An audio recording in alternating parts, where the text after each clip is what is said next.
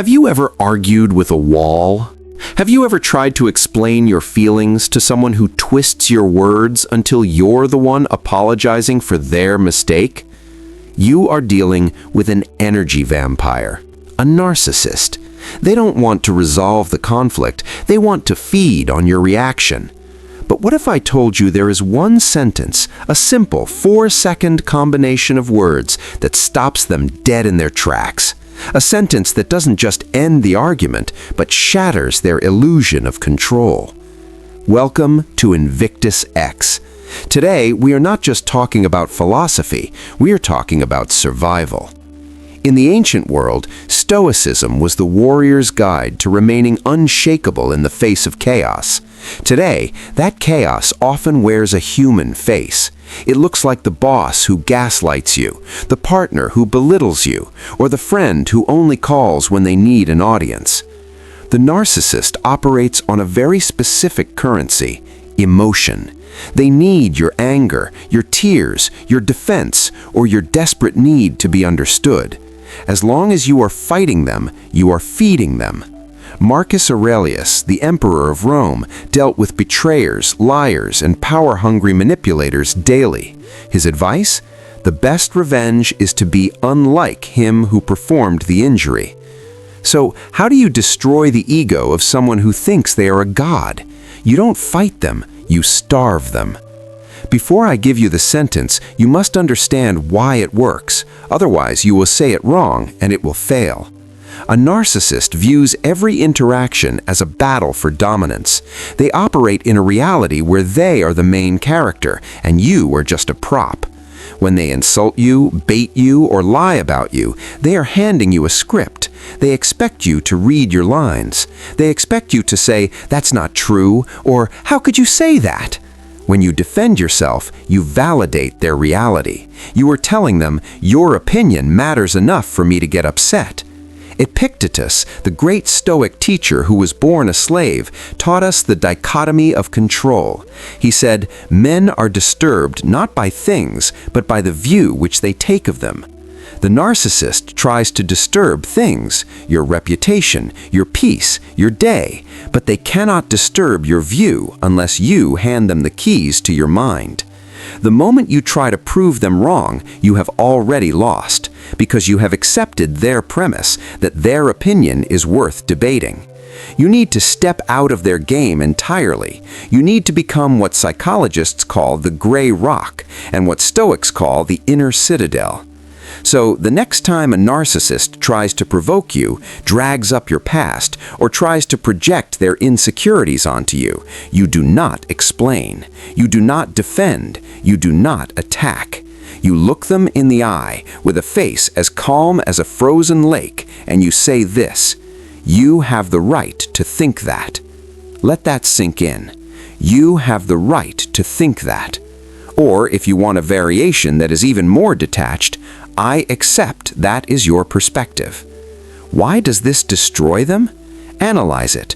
You aren't agreeing with them. You aren't saying they are right. You are simply acknowledging that they have a thought and you are refusing to touch it.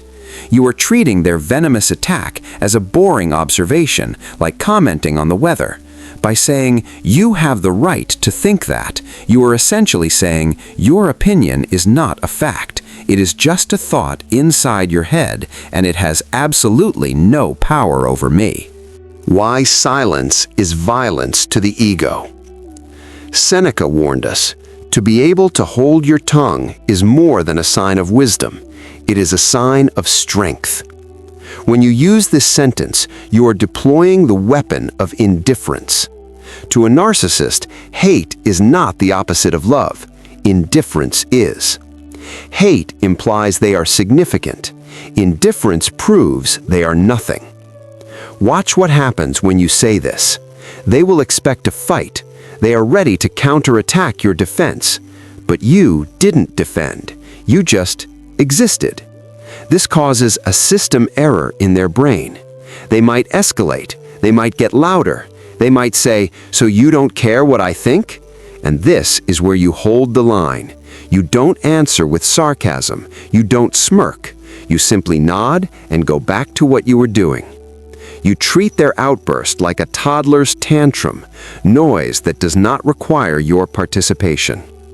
This is the practical application of apatheia, the Stoic state of being composed and free from emotional turmoil. It isn't about not feeling, it's about not being enslaved by the feelings of others. The 3 Stoic layers of defense. Of course, saying the sentence is the easy part, believing it is the hard part. To truly become invincible, you must build 3 layers of defense around your mind. Layer 1, the pause. When they attack, your instinct will be to snap back. This is biology. But you are a Stoic. You must find the gap between the stimulus and the response. Take a breath. Look at them. Realize that their anger is a confession of their own weakness. Layer 2, the decoupling. Remind yourself of what Marcus Aurelius wrote to himself. When you wake up in the morning, tell yourself, the people I deal with today will be meddling, ungrateful, arrogant, dishonest, jealous, and surly.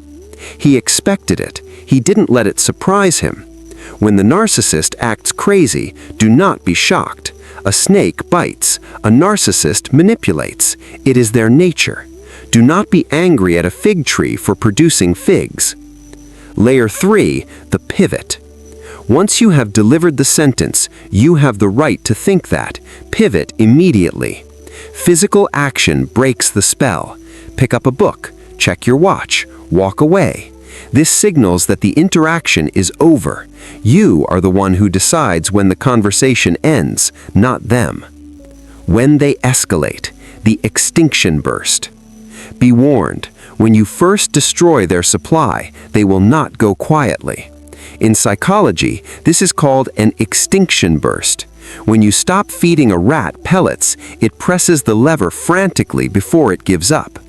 When you use this Stoic technique, the narcissist may spread rumors about you. They may try to make you jealous. They may try to destroy your reputation.